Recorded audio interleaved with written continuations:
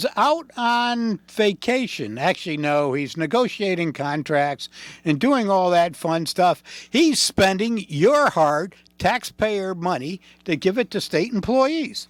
But God bless him. Somebody's got to do it, I guess. And all the state employees and the governor are happy that you're willing to pay through the nose or any other place. But I have a special guest, Mr. Peter DiPiola, and he is from Coventry, Connecticut, and he's got a particular subject he wants to talk about. I think really a lot of us are going to agree with Peter, and I know I'm going to have to take the other side and poke him a little bit here. But Peter, welcome to the show. Thank you, Jeff. Appreciate it. Thanks for having me on. Yeah, and you sit on a Board of Education. And you want to talk to us about some of the curriculum and policies that are going on in the schools, I believe.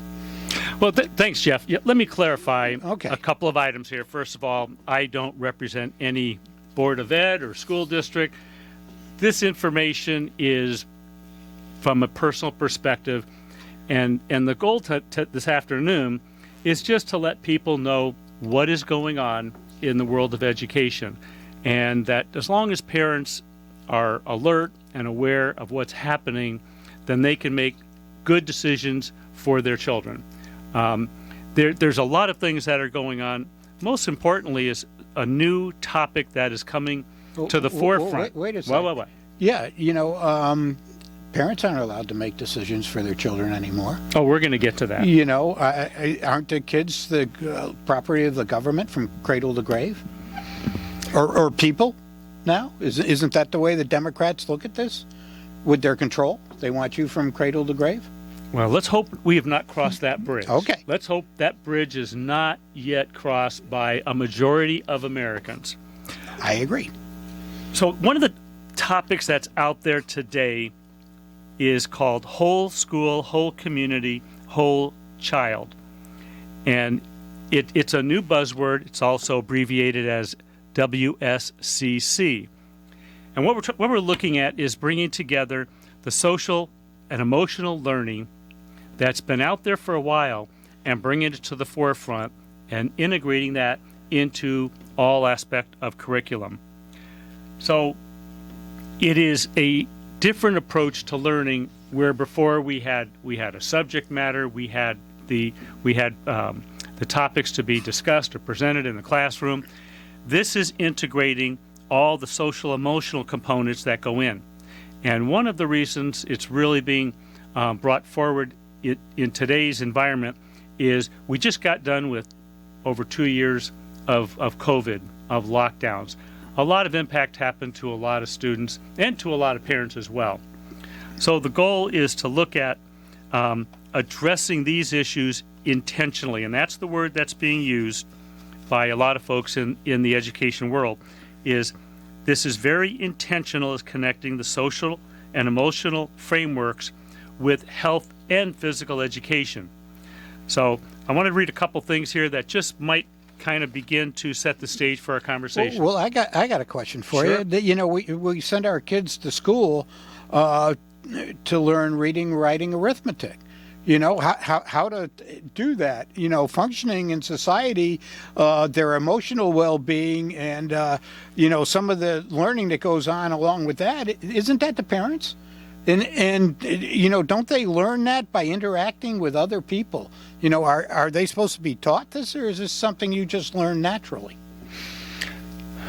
Well, there's two parts and some good questions there, Jeff. I think what we see is there's a lot of social dynamics going on in the homes, and there's a lot of social actions going on in the schools. When you look at where that divide used to be between parents in the home and in the school, that divide is pretty much dissolving to the point where we actually have educators saying, back in the day, the kids in the school district came in with varying levels of information and varying levels of experiences from the home setting. Correct. So the days of parents being there to teach some of these topics, and some of these are sensitive topics like sex ed, gender issues, nutrition, finances. Some of these subjects that used to be the exclusive domain of the household are now being encapsulated and put into the school classroom, because there's a strong belief by many that if they're not being done at home, or they're being done to different levels of success, that is an opportunity for the education institutions to take hold of that and level the playing field, so to speak. And that's one of the goals here. Okay. Is how do we give everyone that same education, which is also the trap. All right. Well, that's the trap. To some, a couple of the things you mentioned there, I kind of agree with. Number one, I think when you're in high school, we should be teaching you finance, how to balance a checkbook. Maybe how the stock market works a little bit, things like that. And you can practice that and not really move any money. You could do Monopoly money in a room and learn these things. Also, when you're in your teens, especially later teens, by then. Today, with the television being the way it is, most people have already seen or watched sex on TV and have an idea what's going on. But the other thing that you're talking about here, and the way the school's stepping in to take over a lot of these things that actually used to be the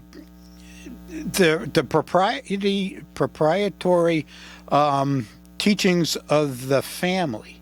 But the family, they've worked on disintegrating the family year after year after year. So, I can understand where they think by destroying this and having two people working, maybe not a father, not a mother in the picture, they're trying to fill a gap that maybe needs to be filled, maybe doesn't.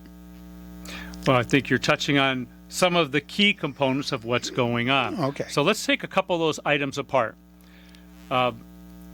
One of the things that's happening in our society, and I think it was exacerbated under the COVID lockdowns. So you had a lot of issues going on all at the same time. But let's take one issue there. What the traditional family was even 20, 30 years ago, and what it is today is quite different. There's a whole new level of dynamics going on.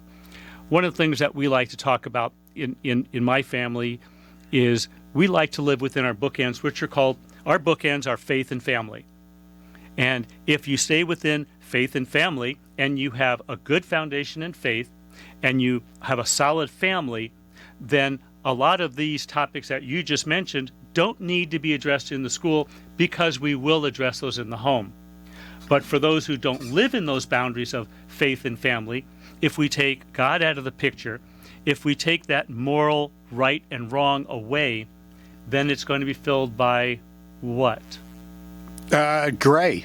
It's going to be filled by whatever they get from wherever it comes from. Exactly. It's going to be filled by whatever we say it is. And same on the other bookend. If the family is falling apart and disintegrating, it's going to be filled by the new family, which is? Your peers. Your peers in the school. Correct. Right. The people you hang with, or whatever the word is today. What I like in this situation too is a lot of people know that in Connecticut we've got a significant number of homes that have crumbling foundations. Okay. Because they had poor mixture of concrete that went into those foundations, and here we are 20, 30 years later, and the foundations are falling apart.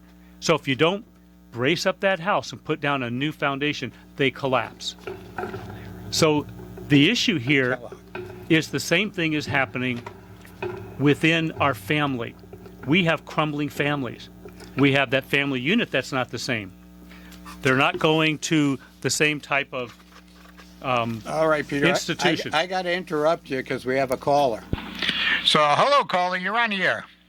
Hi, Jeff. This is Larry Kellogg. Hi, Larry. Getting my little bit of a rant in here about the budget. Absolutely. Go for it. When I attended the town council meeting on Tuesday, another expenditure was done to the lawyers for $50,000. But if you look at the proposed budget, the actual attorney fees only went up very, very little. And if you look back till January's meeting, where they transferred, I believe, $80,000 to the attorney budget, and that's just for the town, the general counsel. So, and the town manager says Well, you got to expect we've got to send everything to the attorney. What are we paying him for? Oh, the town manager? Well, I got to be the devil's advocate. He is not an attorney by any stretch of the imagination. And there's a lot of stuff going on in town. I mean, we've had some pretty large lawsuits, and not necessarily that the town attorney handles all that. But, and I hate to be defending the town attorney here, but you put me there. There is a lot that has to go through him. And whether it's stuff that's going on right now with the community center that isn't ready, or things that aren't done or up to code. I don't know what to tell you, Larry, except that I know these things can get very expensive. Okay, but then I agree with you that attorneys are very expensive, and there is a lot going around in town that goes to the attorney. Well, why wasn't more of an increase put in this year's budget? Are we going to keep funding a contingency fund, which is, to me, is a slush fund? Well, every town does have a contingency fund or an undesignated balance fund, depending on what you want to call it. And it is used to fund things that come up. Okay. I agree with you. But how much of a contingency fund do we need? Well, and should all the attorney fees be under one budget, or are we going to split it up? Like, we don't really know how much of it is being spent, because I know the Board of Education has a different attorney, and Willimantic Taxing District has a different attorney. Okay, well, I would expect them to be paying their own attorney, and for the town-wide undesignated balance fund, I think the state wants you somewhere between 8 and I'm going to say 12% of your total budget. Okay. So our total budget this year is what? 69? Yes, I believe so. $69 million. Yep. And right now, according to the town manager, we've got over $12 million in there. Expected to have $15 million at the end of this year. Well, a lot of that is due from all the state money and federal money that's coming in, I'm sure. No, this is the surplus from the budget. The state money is different. That's the pilot fund. We're definitely getting more of those, and that's why we're getting a mill decrease with a 6 to 8% budget increase. Well, I've looked at some of that, and I understand what you're saying. But from the CARES Act and thing is what I'm talking about, money coming in from the feds, not pilot, not that type of thing. It's going to be here for the 2 years. I think Wyndham got, $13 million? 17.8 to the town and Willimantic. Right. So that a part of that money sitting in that fund, I'm sure. I believe half of it was already doled out to the towns, and next year the other half comes in. So if you add that to the existing balance, it might put you that high. But according to the town manager, that CARES money or the ARP money is not going into our budget. It's being spent on items. Well, I know what it's being spent on. But it's not really in your budget. You're right, and the undesignated balance fund is not in your budget either. Okay, that's just money sitting in a bank earning interest someplace. Like your savings account at home. Well, I'm just looking at, we're getting a 6 to 8% increase that maybe we won't have to pay for this year. But we'll definitely have to pay for it next year. Well, yes, you will, because it's not free money. There is no such thing. I agree with you. There is no such thing as free money. The school board budget goes up. That's going to affect the MBR going down the road. And next year, you can bet the school budget's going to go up. Now, they're getting more certified staff and things like that. Uncertified staff. I was wondering exactly how much the school population has grown. What? How much has the school population grown in Wyndham to justify the increases in certified staff and non-certified staff? I think that's a real important question. I don't think we've increased our student population at all. All right. So the three. It should get. It's as a matter of fact, I know it has gone down. Right. So why are we increasing staffing levels? I mean, if the class Well, they levels. said that because they don't have any certified staff, and because we pay so low in our town, which is not really a true statement. Correct. But that's the reason they're using right now is they can't get certified staff and they can't get substitutes. Well, they had certified staff the year before, and I'm sure a lot of them are still there. Right? Well, if you look at the BOE budget, they break it up by school. They don't actually have an overall expenditure. It's by school, but the bottom line comes out to I think around $49 million, which is 6.8 increase over last year. Yes. And they haven't even spent, and they will not spend, according to their own budget expenditures and expected expenditures, by June 30th. Correct. So they're going to have Correct. a surplus this year, but they want an increase next year. Well, we've gone around with that in our town, and you can comment. We've gone around with that, and we've kind of held their budget there. We have a non-lapsing account for them, and they get to put money into that. So if there's a surprise, they can take the money out of that. All they have to do is ask us, and that's one way that we do not raise the budgets. Although if they come to the town of Columbia or FIPAC, as we're called, and need money, we have always come through from them. But it's not wrapped into the budget. And the other thing, Larry, you got to get people out, and they can vote no on these budgets. Yeah, Because a couple years down the road, that $3 million that they're increasing the budget this year, and let's just say they increase it another $3 million. That's $6 million that's going into the MBR. That the following year, all that CARES money's gone away, and that $6 million falls on the taxpayer. Yes, it does. Yes. But what do you know about this 2% they can set aside if they don't use all the money? That's a big, long conversation. And, okay. Not something we want to spend the time on the air doing. You can go to the education website, State of Connecticut education website, and look all that up. Yeah, it's a law. I did. Yes, it is there. And they cap it, I believe, at 2%. Yes, it's Yes. 2% surplus can be set aside Correct. each year. And that's what I'm referring to as a non-lapsing account. Okay. And All right. and there's no reason the Wyndham Public School System shouldn't be doing that. Now, Jeff, you are in politics in your town. If your council or selectmen vote for, say, a solar project to be installed, how long do you think it should take to get that started? I would imagine it should take about a year to get it started. Okay. Yeah. So it's something that was approved last March hasn't started yet. That would be unusual in your town, right? A little bit, but there are a lot of things that go into this. We put solar on our school. And before we talked to a company, and then we had to have engineers come in, check the structural integrity of the school. We had to check the roof, and we had to spend money there and this. So, all these things before we got to putting the solar on the roof took time. So Okay. it's Well, not like I want understand solar that. and they That's drive why in we with hired- their trucks and go bang.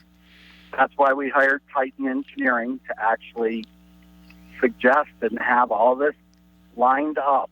Correct. We're paying 4 cents a watt, not a kilowatt, a watt of solar proposed. And they're the project managers. They don't install, and they don't have their own installation people. Mm-hmm. From what I understand, Green Skies is supposed to do a community center. But no, what I'm talking about is the one on Plains Road. That was approved. It's just a solar site. It's a solar site. That's all it is. Yep. And it was approved last year in March in 2021. and they've done nothing. Okay. Well, if you drive out Route 32 after, there's a little package It's store Franklin. out in the Franklin. That actually started about 3 years before you saw the first solar panel go in. Okay. All right, before they, And again, well, they that's had private property. It's not owned by the town. well, it's true. They had So I to understand clear that. it and do all that. There's a lot of, there's a solar company looking at a site not too far from me, and they're in there surveying, because they have to find a shortest route to the power lines. Things like this, there can be wetlands involved, on and on and on. So it's not just an overnight process. I would say anywhere from a year to 2 years. Okay. All right. Go ahead. Then I really should worry about it because Hey, Larry. to me, I don't think it's getting done. Yeah. Hey, Larry, this is Peter. First, I want to congratulate you on being pretty up to speed on the budget and what's going on in your community. And I just wanted to compliment you on that. That's a good place to be. And I would certainly encourage many more people to get to your level of understanding before they just run off and vote.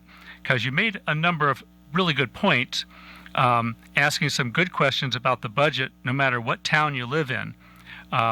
There is still a lot of money from the CARES Act.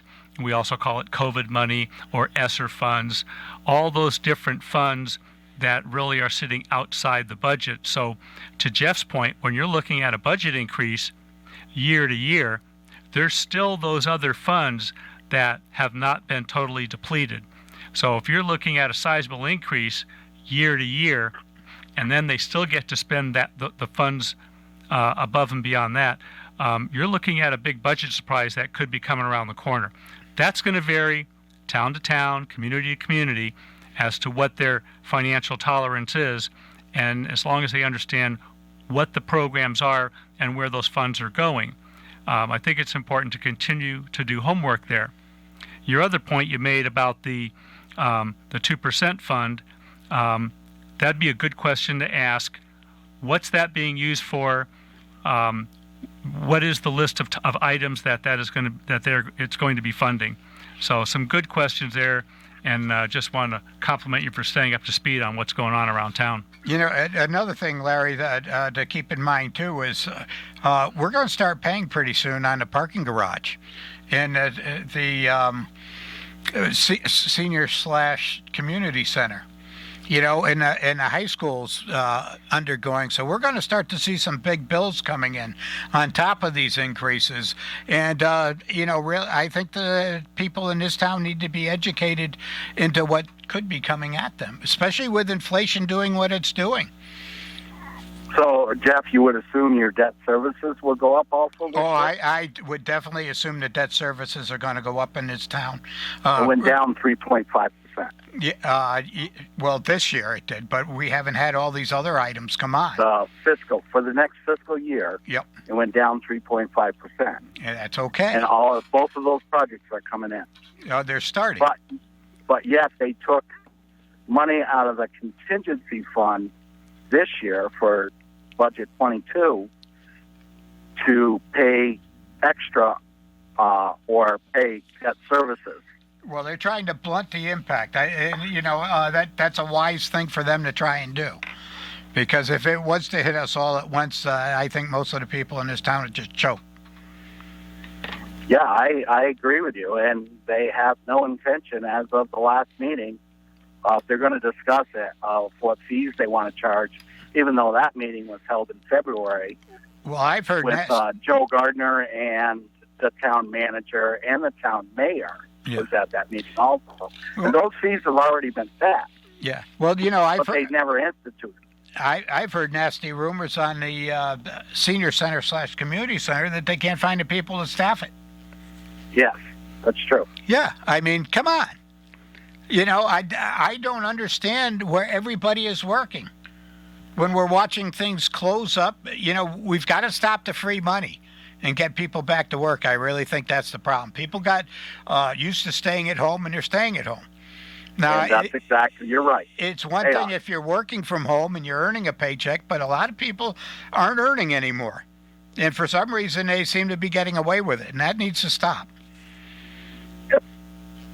Okay, Larry? I agree. All I right. agree. And I mean, I actually believe our income tax, our federal income tax, and our state income tax rates are going to change because of all this free taxpayer Well, money it that wasn't. they keep doling out. Well, and like you said, there is nothing free, but all that money that came from the feds and stuff, where did they get it? They didn't. They borrowed it. There you go. They have had no to money. borrow it. So they're paying interest on that. And like the state government here, the debt service is almost 30% of the budget. I know. In the federal budget, it's getting ridiculous like that too. So I don't know how they're going to get away from it. Do we wake up one day and shrug our shoulders and say we're not paying all this debt and it's a do-over? And if we owed you money, it's too bad, so sad. Well, they're banking on. I know the state right now. When I talk to some of the other representatives, not ours and Wyndham, but other reps, and they're kind of a little bit worried that the money that's being spent, I mean, it's being spent like water. It really is. There wasn't a lot of thought that went into those ACER funds or COVID funds, whatever you want to call them. There wasn't a ton of thought going in that. The town meeting was a joke in Willimantic. Okay. It was more about who wouldn't put a mask on than anything else. And that was me. All right, Larry. Well, I want to thank you for your call. We've got another topic we want to keep moving along on, but you keep up and wait to hear from you next week. Okay, thanks. All right, take care. All right, Peter. Let's get back to this. Oh, we've got to take a break, and we'll be right back to Republic Forum. I'm Jeff, and with me today is Mr. Peter DiPiola. Thanks, Jeff. And let's get back to the education. That would, you were going down a road that it's pretty interesting. Sure. Let's pick that up a little bit. And what I want to do is just bring people up to speed as to where one more time back where we've been and bring us back up to current day. There's been a lot of activities going on in some different silos, and they're all coming together under this new comprehensive curriculum that has to be fully implemented in January of this coming year, January 23. Who's told us it has to be fully implemented? This is from the state of Connecticut, Department of Education. You can find it on their website. It's right there. So the focus is on the whole school, whole community, whole child. So we're looking at that whole student that, according to the state, is not getting what they need at home, so the school is going to step in. But I think from a parent perspective, and this is where we have to watch that line, is where are the parental rights and where are the rights of the state to say what you can and can't do, and parents to say, I don't want you to do that, and what can they or can they not do? Because that's really that big gray area that you mentioned. That's where we are right now. Well, on the other hand, too, Peter, you're talking about picking up the shortages that are at home. We have a lot of state-funded and nonprofit agencies in place that are supposed to be doing this. You have, it's escaping me because I can't think of it right now, but a lot of stuff going on in schools now because of the COVID. That the kids had to go through, and the masking and, the psychological issues. So we have a lot of social help going on, whether it be nurses or psychologists and on and on.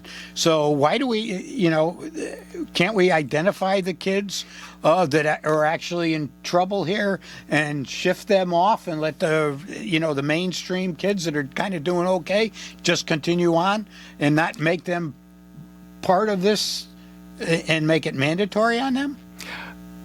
Well, that's not only a loaded question, but a good question. It covers a lot of things. It does. No, you hit a good question. Well, yeah. You hit it.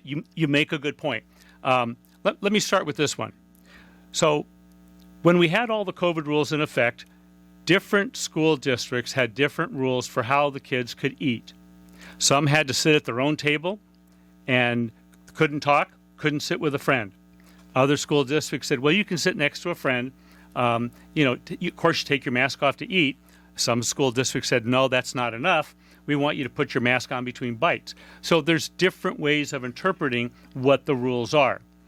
What we're coming down to is there's a difference between what is the right thing to do, what's equity and equality. Because those are two big words that a lot of people don't know the difference. They seem to brandish them about. But they don't know what they mean. So equality means what? Everything's equal. Everything's equal. What's equity mean? I don't know. I'll let you fill that one. I don't have any equity. I'm broke. Equity can really come down to what I tell you it is. Because you're on the radio and you're special. The rest of us are not. So you have more power than we do. So equity is balancing so I can get the same stature, status, whatever that you have. So I might have to lower you to get us to be equal. I don't like that. You don't? No. Why not? Because I don't. What's wrong with that? I don't want to have to go to a lower standard. Oh, I think you should because No. it's equitable. I don't give a flying fig whether it's equitable or not. No, I have a standard. I want to maintain it, and you're not going to tell me I have to run substandard. We'll see. But You can tell me all you want. It's not going to work. But this is part of the dilemma that we face is when we start dividing, especially our kids that are in school, into different groups, and we divide them a number of different ways, and we're trying to make everything equitable. You can't. You can't. Right. It doesn't work. No, because we all have different backgrounds, upbringings, culture, etc. Right. But that's what this new curriculum is going to try to do. We're going to not so focus on what your background might have been in upbringing. We're going to focus in on a different one because you don't know about this other one. So instead of adding the other one, we're going to eliminate or reduce yours so you can learn about this one. And that's part of the challenge we face in the new curriculum. It is all inclusive. Well, wait a second. That's okay. Let's say we take the smart kids and we dumb them down, so it makes it easier for the other children to balance out. Is that something that's happening here? Is it also because, are we going to do this statewide? Are we going to look at towns that can spend more per child and say, well, no, you can't spend $16,000 per child. You can only spend 12, to match the poorest school system in the state, or you can go back. My brain is just running way faster than my mouth can get it out. So. Yeah, because you just went into a whole subject that we would need more than 2 hours to cover. Right. Well, we have multiple shows for months and months, and we can carry on. Because when you do look at per pupil expenditures, the numbers will really they'll hurt your brain. Oh, absolutely. They'll hurt your brain. And class sizes and on and on. Yeah, it does.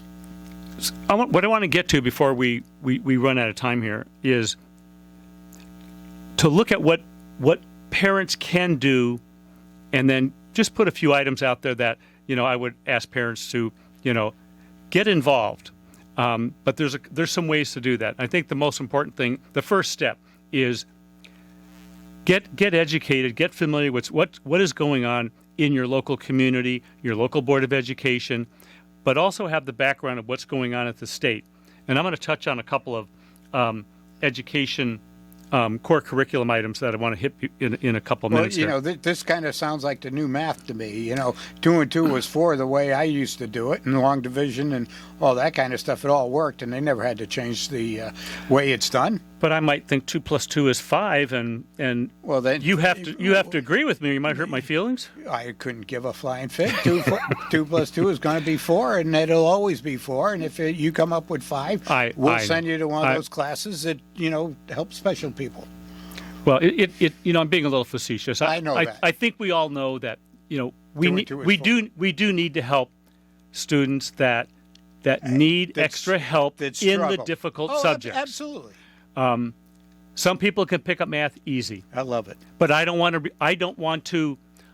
For the people that don't have an easy time with math, I don't want to reduce the math standards. No. For the people who love math and want to excel at it, we need to let them succeed as much as we need to help others that can't get to the standard right now. Yeah. Because I think we can help everyone get to, the minimum standard. but we need to take care of the folks that really want to be enriched and challenged and go beyond. Because when I look at any graduating class, I'm selfish. I need every one of them to be successful because I need some of them to be the doctors of tomorrow for when I get sick. I need some of them to be the attorneys to help us out when we get into legal jams. But I also need some of those people to love working on building a house, working on a road, working in town, and be happy to say, you know what, I love the fact that I can make a lot of money and all I got to do is go fill oil tanks because I like being warm in the winter. So we need the entire scope of students to want to do all the jobs. I agree. So I want the person that's going to be as smart as they can be to be a doctor, and the person that wants to be as physically involved in their day-to-day work, being out on the road or building a house. I need them both. Oh, absolutely. And I want them all to pay taxes so I can collect my Social Security. Well, I like So that. I'm being a little selfish there. How's that? But let me get into something that I don't understand. Sure. Here's an area that I do struggle with. And this is from the Connecticut State Department of Education, and this is on the Healthy and Balanced Living Curriculum Framework. One of the this is a core concept for preschool, kindergarten to 12. And this is the area that I think a lot of parents are going to be a little concerned about and maybe even just downright upset. So we're looking at some of the core content indicators for sexual health. These are pre-K to second graders. Wait a second. So we're they should be upset about that, not possibly be Oh. upset about it. They should be outraged. But if they don't know, you can't be outraged if you don't know. This is true. So we're talking about kids that are 3 and 4 year olds to maybe up to 7. And this is, I'm going to just read, this is Sexual Health 1.2.2. Identify the body parts that are considered private by using medically accurate names. Now, I don't know about anybody else, but I don't think I'm going to sit down and have a conversation with my 3-year-old or 4-year-old about their sexually private parts. No, they don't really need to know. No. They're supposed to be running around, playing, having a good time. That's right. And that's what life is about. mean- they're not supposed to be exploring their own body parts. Well, this is where Or this if is they where are, they're doing it on their own and they don't know any better. But well, here's where it gets worse.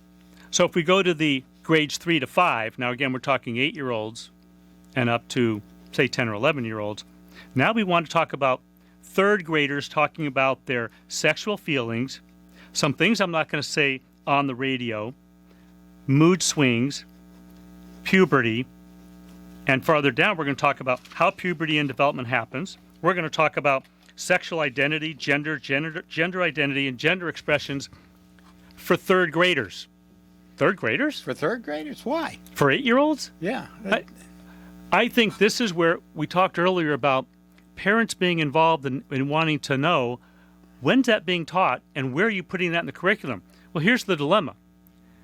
When we talked about this new whole school, whole child, whole community, it's Matt- going to be Matt, don't fully bother. integrated. It's going to be fully integrated in all the subjects. So it's not like I can say, I want my Oh, child. it's I not want a my child to particular opt. class. Correct. Okay, so they're going to get it You whether can't they opt want. out. Well, see, and now that's wrong. There should be a class that it's like that, and if you want to run it in all those grades, I guess I'll say okay. But it has to. The parents have to sign off on it and say, I want my child to attend that class. Because I hate to say it, but there are a lot of parents out there that just don't give a darn. And you're probably right on that. Yeah. But I think we're getting into subject matter where I don't think all the teachers are on board with that either. I don't think this is a topic that should be that the parents need to be on the sidelines for. And at a minimum, parents should know that this is an area that we're going into. I don't think this should be kept secret from the parents. Oh, absolutely not. And part of the problem is, how do parents respond? How do they go in and say, can you show me the curriculum? Can you show me where it is? Well, they should be able to see the curriculum. I hope so. Yeah, these people do work for us. We do vote. One of the ways is to shut down their budgets, elect people that are going to make them accountable. And unfortunately, you mentioned faith and family, and they've done a lot to destroy faith in this country. Yes, I have. And when you talk about faith and family, when we talk about that topic, it gets into one of the other areas. You know, one of the buzzwords that's out there is diversity, equity, inclusion. We talk about those topics, but in order to really talk about those, you have to separate people and segregate people. But if you go back to your faith, you find out that all people are created equal under our Constitution because we're all seen as equal under God's eyes. Correct. So as long as we stay in that area where however you see God, however you worship, then you know that we are different. We are all different by design, and we all have a different role. We all have different talents and treasures. And if you try to make everyone equal the way I want to say they are, it's not going to work. No. Someone's going to be at a deficit, and someone's going to be able to excel. You see, the other point is, too, the people that are pushing this, which is a very small minority compared to the total population of this country, are going to shout you down.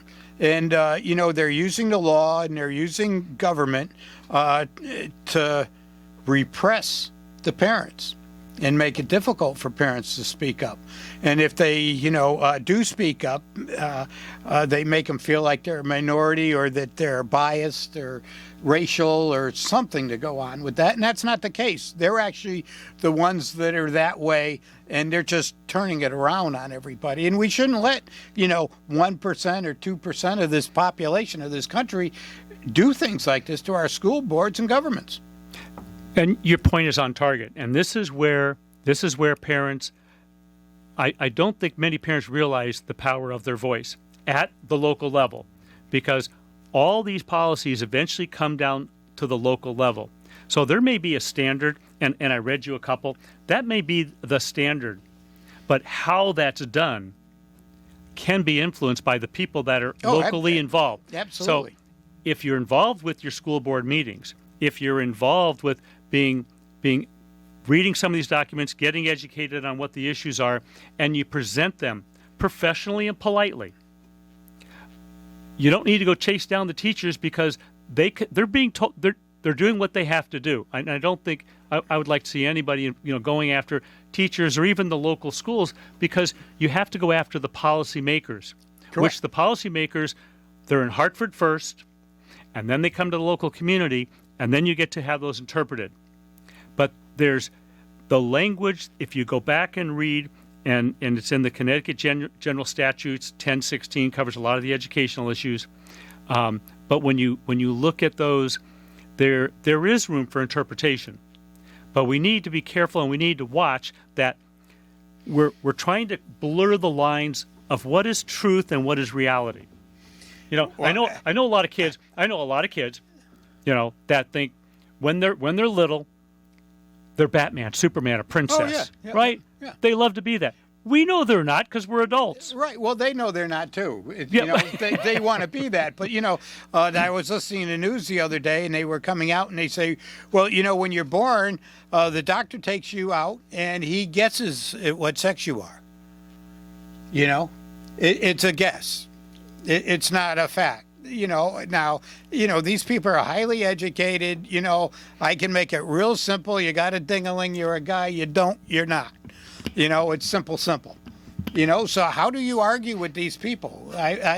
It doesn't make any sense. And if these people can't accept what a doctor tells them, then they shouldn't be accepting anything that Fauci says about masks or this COVID stuff, if they can't even grasp that.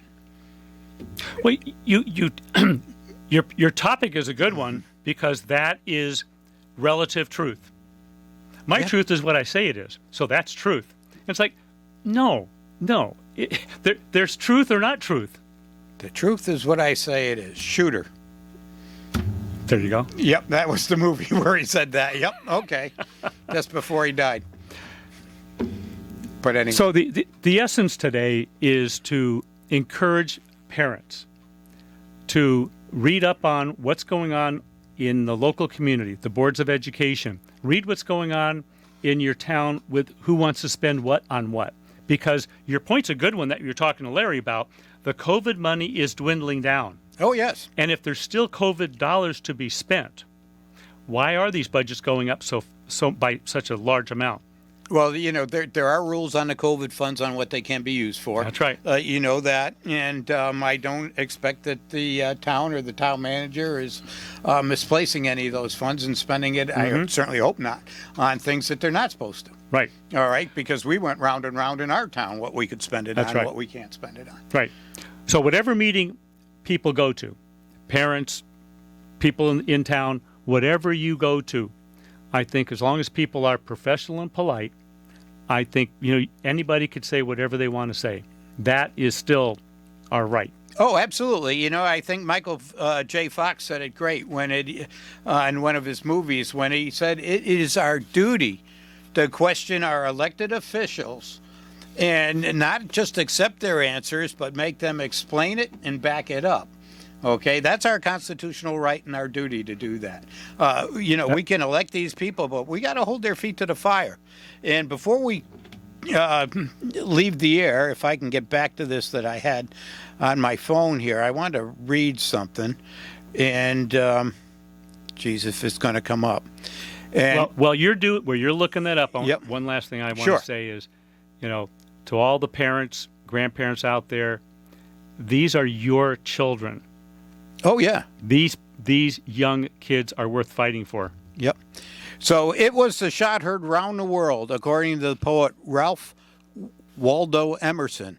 The Battle of Lexington and Concord would take place and the American Revolution would begin.